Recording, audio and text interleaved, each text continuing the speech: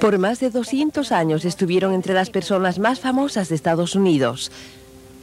Han contribuido a la historia de nuestra nación en tiempos de guerra y de paz. Han comandado nuestras Fuerzas Armadas. Han sido nuestros principales representantes en las relaciones con otros países. Han sido responsables del cumplimiento de nuestras leyes. No solo los ciudadanos de Estados Unidos, también los de otras naciones han buscado su orientación. Han ocupado la más alta posición y probablemente la más poderosa en el mundo, la presidencia de Estados Unidos. Nuestro gobierno federal, la presidencia. Hola, mi nombre es Sara Mel. En este programa presentaremos a algunas de las personas que han ocupado la presidencia de Estados Unidos. Conoceremos su enorme poder y también cómo ese poder es controlado para proteger nuestra democracia. La historia de la presidencia de Estados Unidos empezó hace más de 200 años. En 1781, las tropas británicas se rindieron en Yorktown, Virginia. 2 años después, un tratado ponía término a la guerra revolucionaria y Estados Unidos vino a ser una nación libre e independiente. Pero después de la guerra no tenían presidente. Habían luchado contra Jorge III de Inglaterra, un rey que abusó de su poder para privarlos de sus derechos. Temían que, como el rey, un presidente pudiera ser demasiado poderoso. Por eso, al fin de la guerra, el nuevo gobierno tenía un Congreso débil, con representantes de los 13 estados.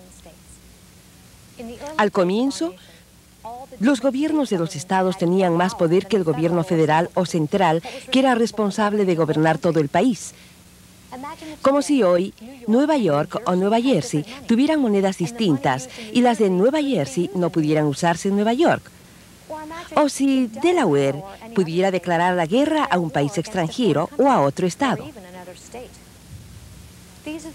Después de la guerra revolucionaria, cada estado podía acuñar su propia moneda, firmar tratados comerciales y hasta declarar guerras.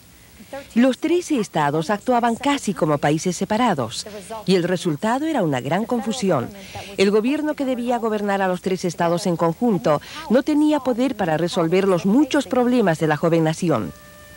En 1787, delegados de los estados originales se reunieron en Filadelfia para reorganizar nuestro gobierno federal y fortalecerlo. Entre ellos estaban George Washington, James Madison y Benjamin Franklin. Los delegados tenían diferentes opiniones sobre la clase de gobierno que los Estados Unidos debía tener.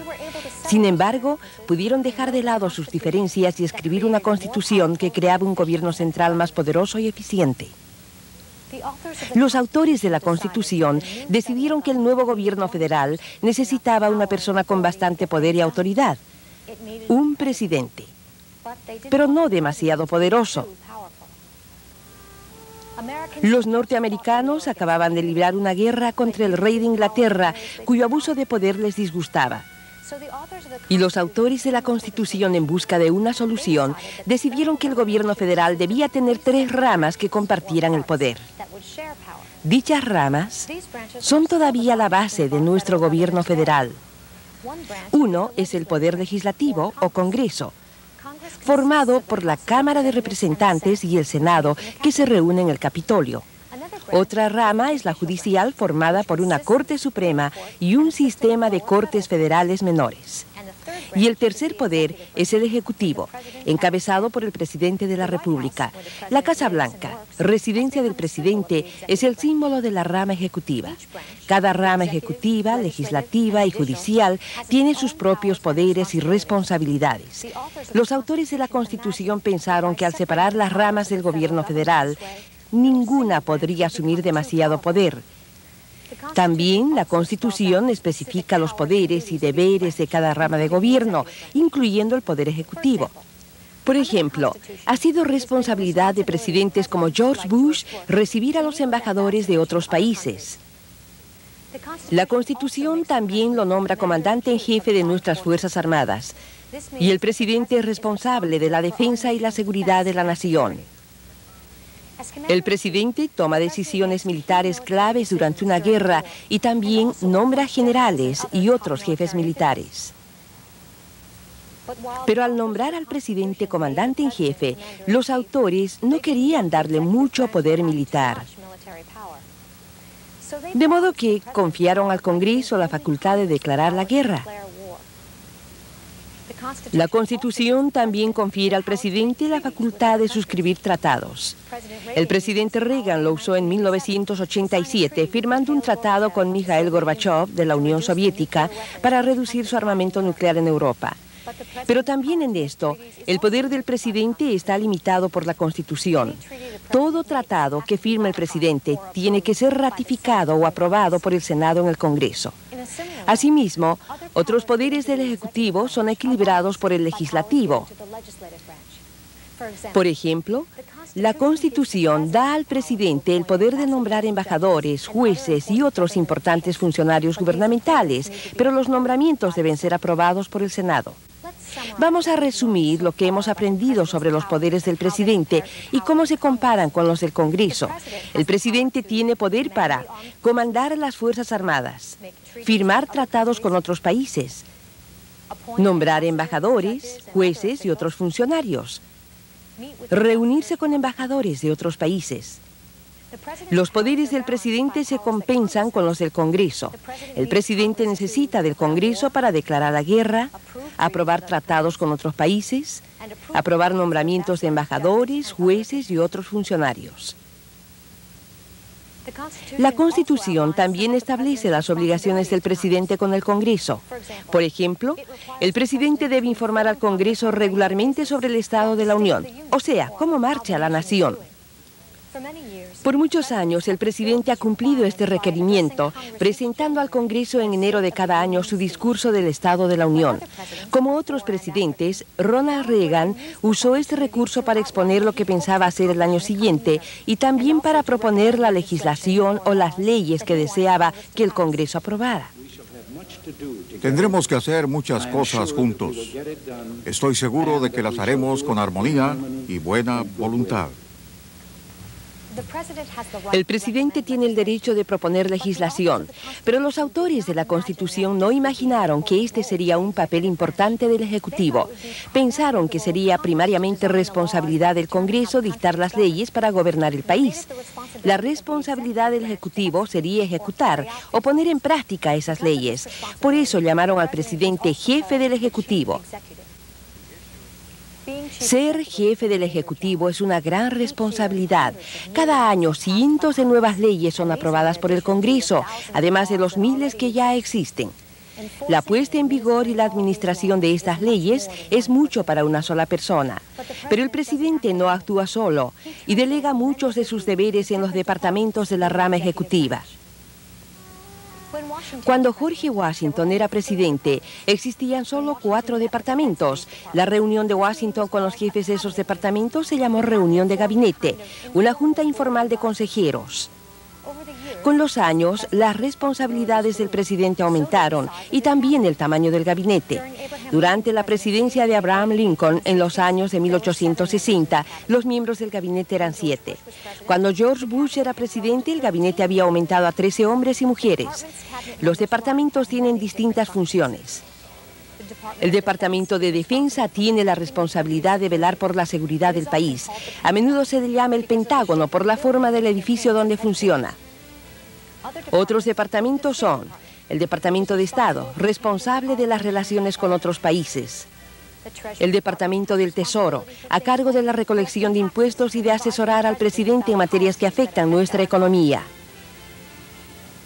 El Departamento del Interior administra más de 500 millones de acres de terrenos federales, incluyendo los parques nacionales que millones de norteamericanos visitan anualmente.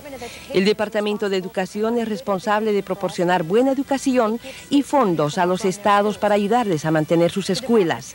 El Departamento de Transporte, entre otras cosas, supervisa los sistemas de carreteras. Además de estos y otros departamentos, el Poder Ejecutivo incluye muchas otras distintas agencias y oficinas ejecutivas que también asesoran al presidente y lo ayudan a cumplir sus responsabilidades. En 1787, sin embargo, los autores de la Constitución esperaban que la rama ejecutiva fuera menos poderosa que la legislativa. Pensaban que simplemente el Congreso haría las leyes y que el presidente las ejecutaría.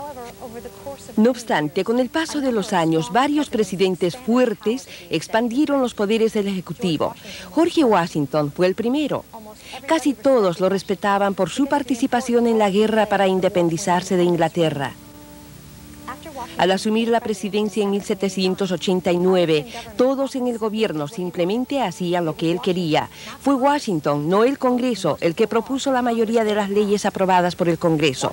Washington también decidió qué países debían considerarse amigos o aliados, aunque los autores de la Constitución imaginaron que eso correspondía al Congreso.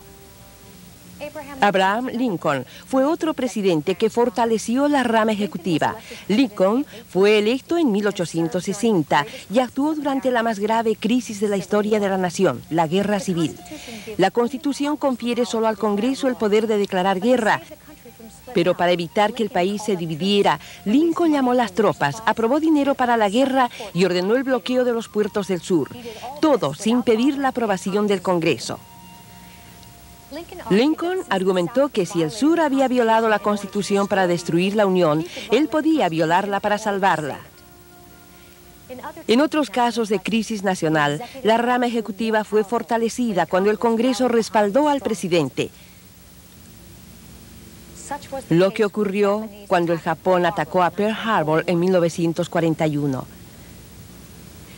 Inmediatamente después, el presidente Franklin Roosevelt habló ante el Congreso en una sesión de emergencia. Pido al Congreso que después del ataque no provocado y cobarde del Japón, el domingo 7 de diciembre de 1941, declare que un estado de guerra existe entre Estados Unidos y el Imperio del Japón.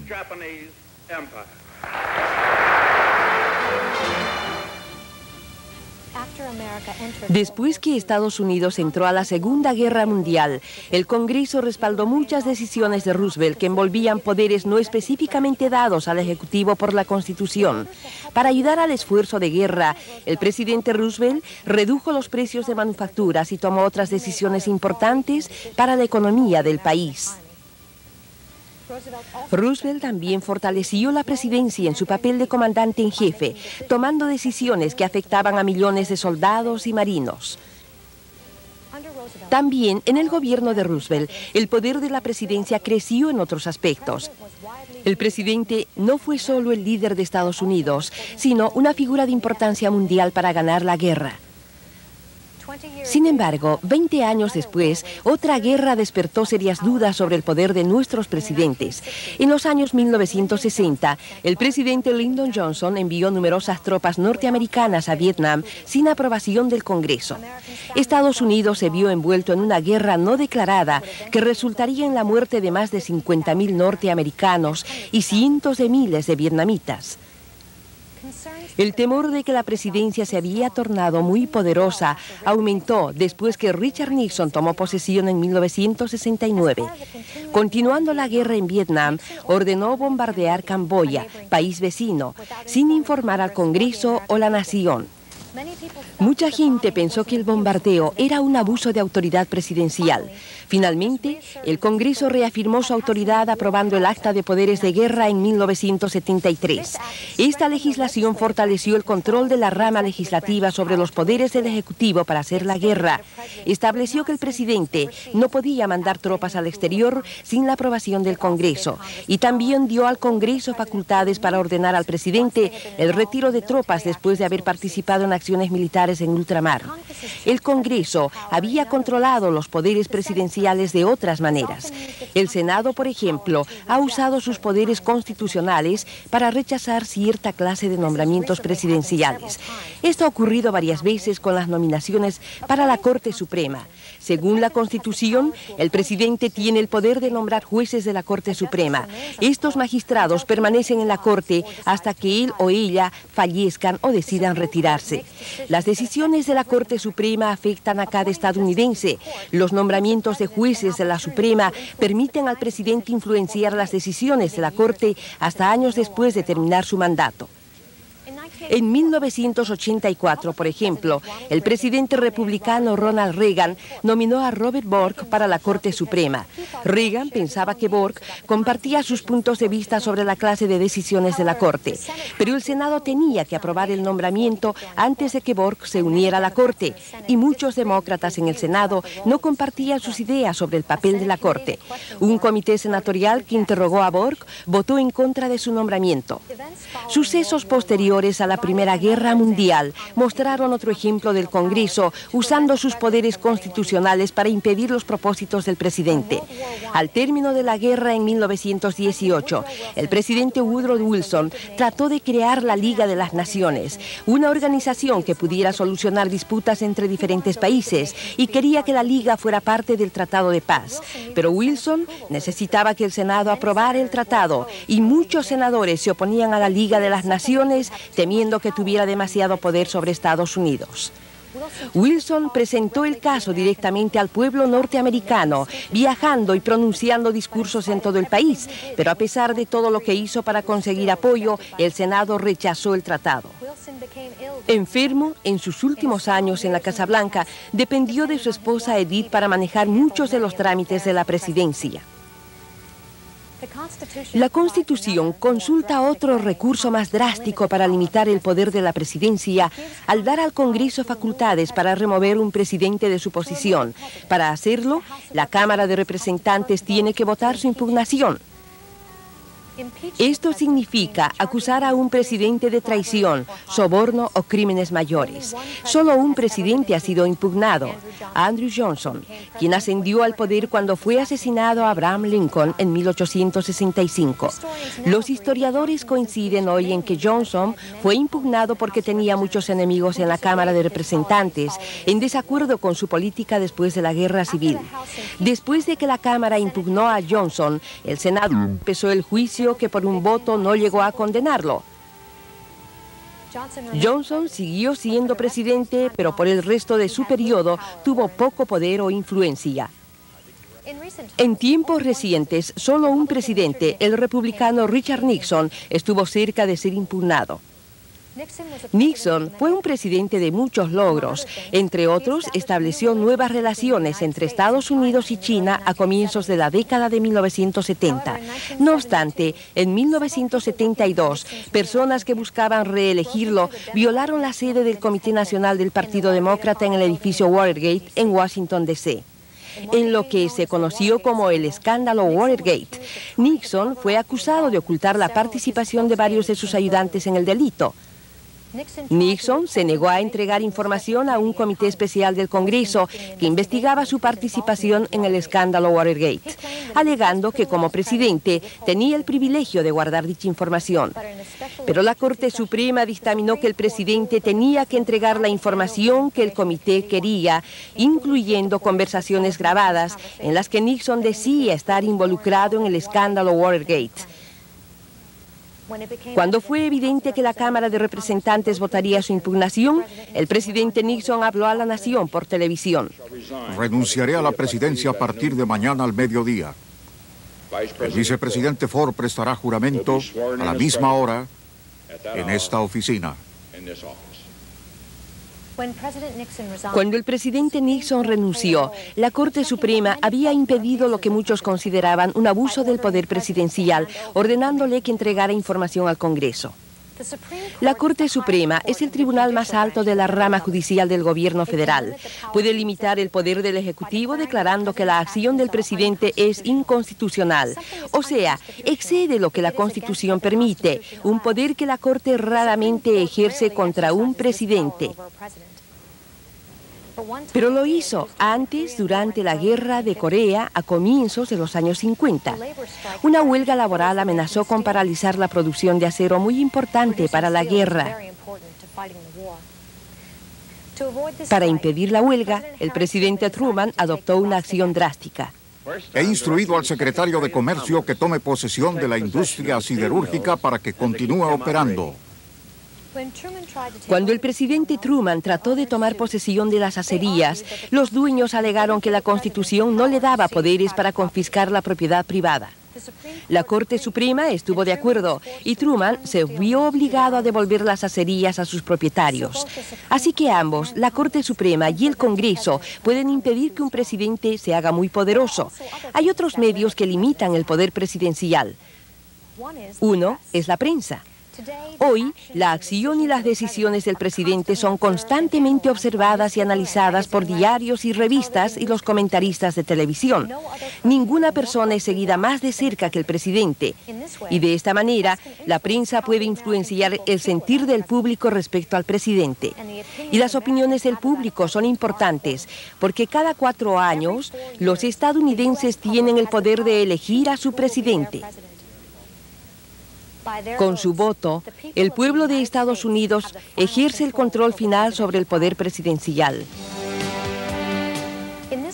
En este programa hemos visto cómo hace más de 200 años atrás los autores de la Constitución crearon la rama ejecutiva del gobierno federal.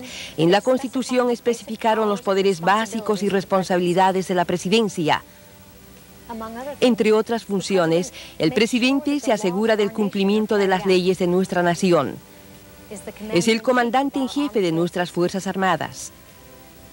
Suscribe tratados con otras naciones. Nombra embajadores, jueces y otros funcionarios. También hemos visto cómo, empezando con George Washington, varios presidentes han fortalecido la rama ejecutiva asumiendo poderes no previstos por la Constitución.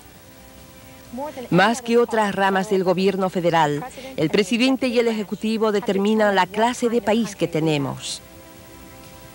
Pero hemos visto también que el poder del ejecutivo tiene límites. Lo limitan el poder legislativo, el Congreso, y el Poder Judicial, la Corte Suprema. Y por último, hemos visto que el pueblo de Estados Unidos también tiene poder. Su voto determina quién será presidente. Por medio de sus votos, el pueblo estadounidense puede elegir la clase de presidente y de país que desea.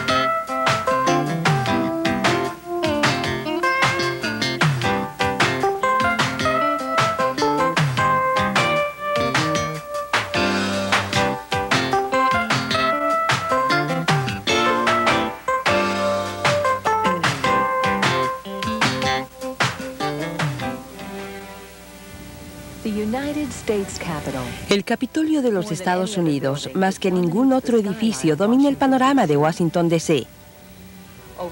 En 200 años, el tamaño y la forma del Capitolio han cambiado.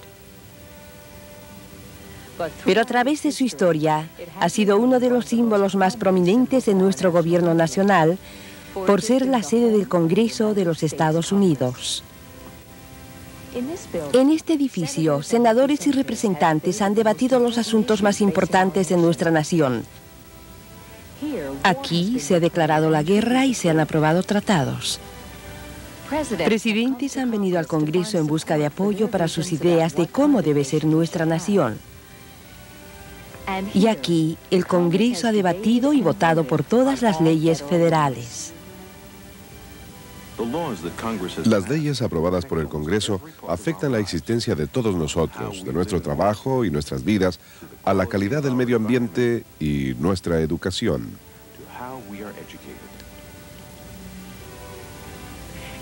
Hoy veremos el papel del Congreso en nuestro gobierno federal.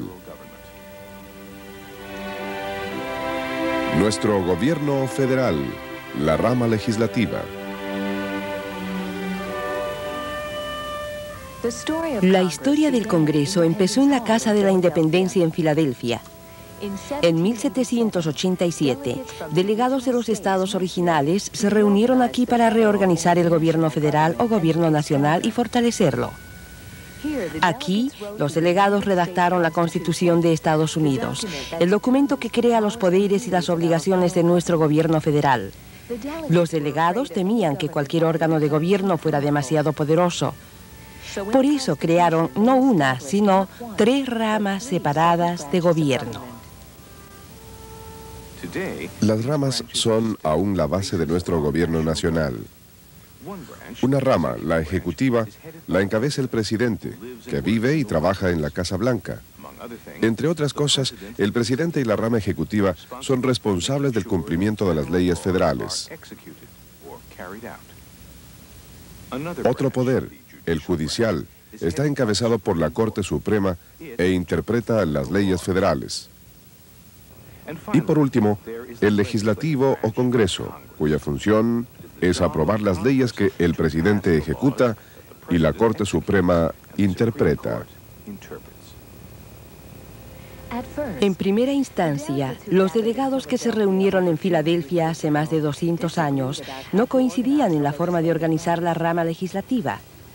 Un delegado, James Madison de Virginia, propuso un congreso con representantes de cada estado según la cantidad de habitantes. En la propuesta de Madison, los estados más poblados como Pensilvania tendrían más representantes que los de menor población como Georgia. A los estados con menos población, sin embargo, les preocupaba que con el sistema iban a tener muy poco poder. William Patterson, delegado de Nueva Jersey, propuso entonces que cada estado tuviera el mismo número de delegados sin considerar su población. Pero los delegados de los estados grandes pensaron que no era justo para ellos. Por un tiempo, el problema paralizó la convención.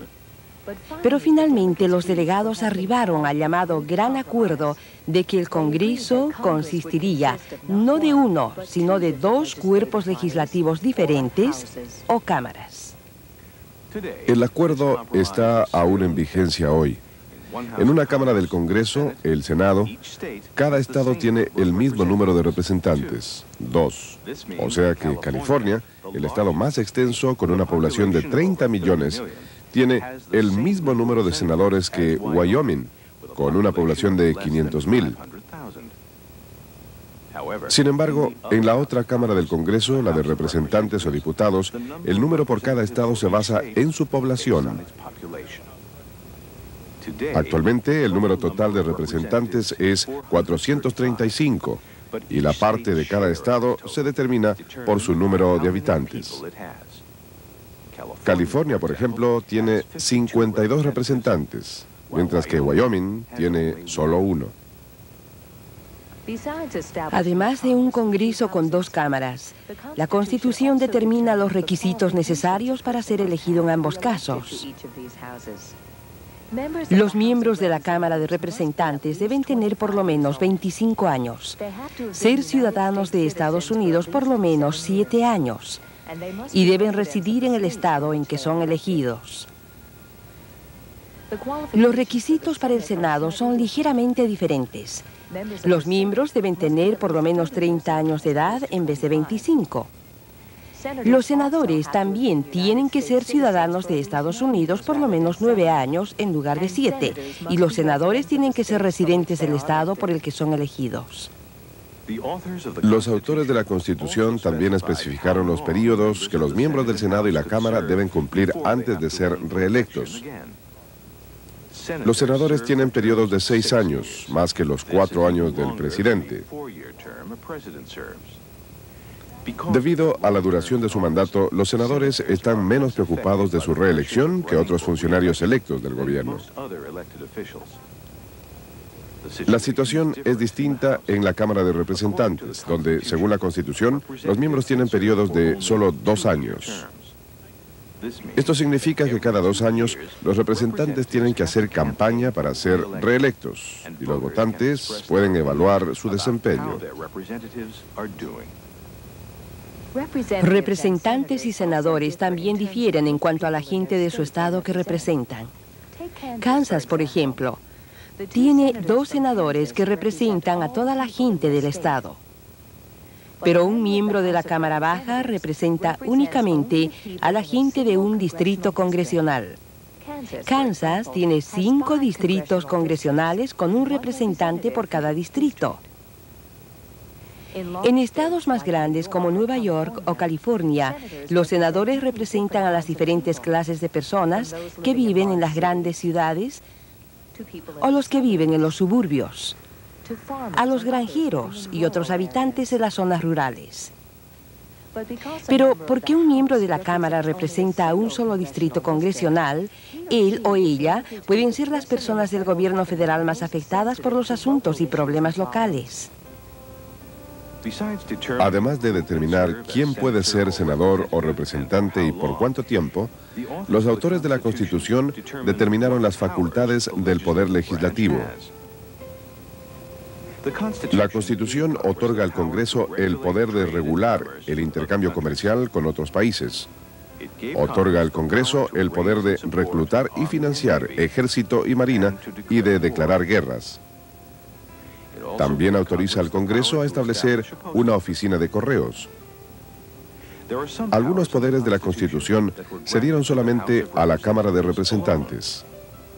Solo la Cámara puede redactar leyes para recolectar dinero mediante impuestos. Aunque la Constitución no lo indica específicamente, solo la Cámara de Representantes tiene el poder de autorizar el dinero que el gobierno federal necesita para manejar sus programas. Por ejemplo, la Cámara puede autorizar dinero para construir nuevas carreteras o construir y lanzar vehículos espaciales.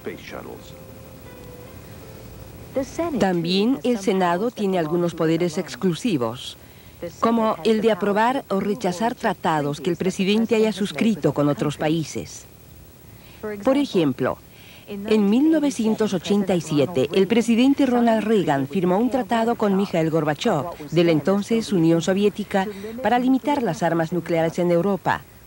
Pero antes de que entrara en vigor, tenía que ser ratificado o aprobado por el Senado. El Senado tiene también el poder de confirmar o rechazar los nombramientos presidenciales en altos cargos de la rama ejecutiva. En 1993, por ejemplo, el presidente Bill Clinton postuló a Janet Reno para la Secretaría de Justicia. Pero antes de que Reno asumiera el cargo, debió ser interrogada por un comité especial del Senado y luego aprobada por el Senado en pleno. La Constitución también otorga otros poderes a la Cámara y al Senado. Una cláusula da al Congreso la facultad de redactar las leyes necesarias y apropiadas. La cláusula se conoce como la cláusula elástica, porque da al Congreso el poder de redactar leyes en muchas materias no mencionadas en la Constitución. En las décadas de 1970 y 1980, por ejemplo, el Congreso aprobó leyes ambientales para proteger la calidad del agua y del aire. Entre otras cosas, dichas leyes limitaban la cantidad de químicos venenosos que las industrias podían botar en los ríos, lagos y océanos, y los gases dañinos que las plantas industriales y fábricas pueden arrojar en la atmósfera. Nada en la Constitución daba específicamente al Congreso esa facultad. Sin embargo, la Constitución dice que uno de los propósitos del gobierno federal es promover el bienestar general de los ciudadanos. Los que apoyaban las leyes ambientales podían alegar que ellas eran necesarias y apropiadas para promover nuestro bienestar, ayudando a mantener el medio ambiente limpio y saludable. A través de los años, el Congreso ha aprobado miles de leyes no específicamente imaginadas por los redactores de la Constitución. Leyes que afectan muchos aspectos de nuestras vidas. Leyes federales que aseguran que nuestra alimentación es sana. Leyes que ayudan a las escuelas a dar educación. Reglamentos de seguridad para los aviones y otras formas de transporte. Pero crear una ley no es un proceso fácil. Una ley empieza como un proyecto, una ley que alguien propone. Cualquier miembro del Congreso, senador o representante, puede presentar un proyecto de ley. Pero para que pase a ser ley, un proyecto debe ser puesto en votación y aprobado por ambas, la Cámara de Representantes y el Senado. Corrientemente, un comité pasa el proyecto a un subcomité más reducido. El subcomité lo estudia en reuniones especiales. Entre otras cosas, se llaman testigos a favor o en contra del proyecto, o para proponer modificaciones que lo mejoren. Basado en dichas reuniones, los subcomités o comités pueden redactar de nuevo el proyecto, o los miembros del comité pueden decidir que no les agrada y votar en contra, o pueden liquidarlo simplemente con no ponerlo en votación. Si el proyecto es aceptado por comités de la Cámara y el Senado, aún precisa ser aprobado por los miembros de ambas ramas del Congreso. Los representantes y senadores debaten los méritos del proyecto antes de votar su aprobación o rechazo. Pero aunque un proyecto sobreviva este proceso, el proyecto aprobado por la Cámara puede terminar siendo distinto al que apruebe el Senado. Si esto sucede, un comité mixto con miembros de la Cámara y del Senado se encarga de pulir las diferencias entre las dos versiones del proyecto. Si aún no se llega a un acuerdo, el proyecto regresa a ambas, la Cámara y el Senado. Para otra alternativa, aún aprobado por mayoría en ambas, el proyecto no se convierte en ley. Para esto debe ser enviado al presidente de la nación para que lo firme. Si lo hace, se convierte en ley. El presidente puede también dejar que se convierta en ley si no toma acción en 10 días. Pero también un presidente puede vetar un proyecto, impidiendo que se convierta en ley. Entonces, el presidente lo devuelve al Congreso explicando la razón del veto. El Congreso puede superar un veto presidencial, pero para ello necesita que 2/3 de los miembros de ambos, la Cámara y el Senado, voten a favor del proyecto de ley. No es raro que de miles de proyectos presentados al Congreso cada año, solo unos pocos sobrevivan este largo y difícil proceso antes de ser leyes. Aunque el proceso haya permanecido esencialmente sin cambios desde que fue redactada la Constitución, algo sí ha cambiado. Cuando los padres fundadores escribieron la Constitución, imaginaron que el Congreso sería más poderoso que el presidente y la rama ejecutiva. El Congreso, pensaron, tomaría iniciativa en la creación de las leyes del país, mientras que el Ejecutivo se encargaría principalmente de aplicar y administrar las leyes. Pero después de que Washington jurara como nuestro primer presidente, fue él, y no el Congreso, el que propuso nuevas leyes. Washington era tan respetado que usualmente el Congreso obedecía sus deseos. Desde Washington, presidentes como Bill Clinton lo han imitado proponiendo nuevas leyes en vez de esperar a que lo haga el Congreso. Cuando Washington fue presidente, también suscribió nuevos tratados con otros países sin consultar al Congreso, aunque la Constitución dice que un presidente debe consultar al Senado antes de concertarlos.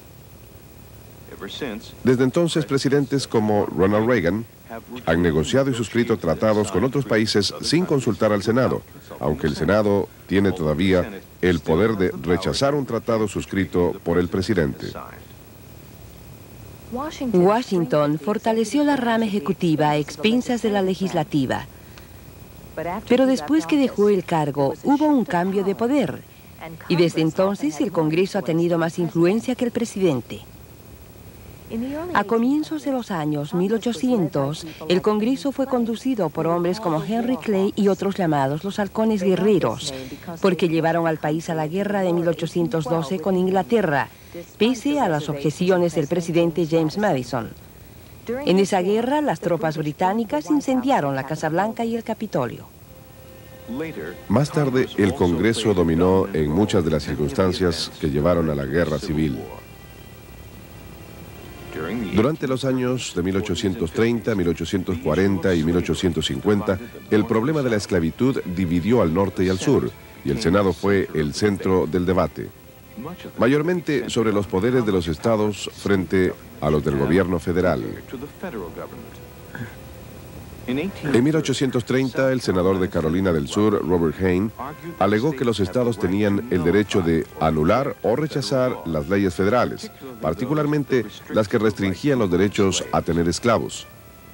Hayne fue rebatido en el Senado por Daniel Webster, de Massachusetts. Webster argumentó que si los estados podían desobedecer las leyes federales, eventualmente habría guerra entre los estados. Webster pidió que la nación se mantuviera unida, concluyendo uno de sus discursos con la famosa frase, libertad y unión, ahora y por siempre, una e inseparable. A veces el debate iba más allá de las palabras y se tornaba violento. En 1856, el representante Preston Brooks, de Carolina del Sur, en el Senado, golpeó con su bastón al senador Charles Sumner, de Massachusetts, después de que Sumner pronunció un apasionado discurso contra la esclavitud. El problema de la esclavitud y los derechos de los estados eventualmente llevó a la guerra civil. Durante la guerra, uno de nuestros presidentes más fuertes, Abraham Lincoln, se valió de la crisis para justificar el uso de poderes normalmente reservados al Congreso. Entre otras cosas, Lincoln aumentó el ejército y la marina sin aprobación del Congreso y gastó dineros nunca autorizados por el Congreso. Después de que Lincoln fue asesinado en 1865, Andrew Johnson fue presidente. Su autoridad fue pronto desafiada por un grupo de representantes y senadores llamados republicanos radicales. Los republicanos radicales querían castigar al sur derrotado poniendo gran parte de la región bajo control militar. Cuando Johnson rehusó, sus adversarios en la Cámara usaron un poder garantizado por la Constitución. Votaron por impugnar a Johnson. Esto significaba acusar a Johnson de crímenes que, de ser comprobados, llevarían a removerlo de su cargo. Como lo requiere la Constitución, se le sometió a juicio en el Senado. El Senado no llegó a condenar a Johnson por un solo voto. Johnson permaneció en la presidencia, pero tanto él como el cargo fueron debilitados por la acción del Congreso. Thaddeus Stevens, un líder de la Cámara, alardeaba: ningún funcionario de gobierno del presidente al juez superior de justicia pueden actuar si no es prescrito y dirigido por el poder legislativo. Aunque la mayoría de los historiadores opinan que el Congreso trató injustamente a Johnson, el Congreso logró entonces muchas cosas importantes. Entre ellas, aprobó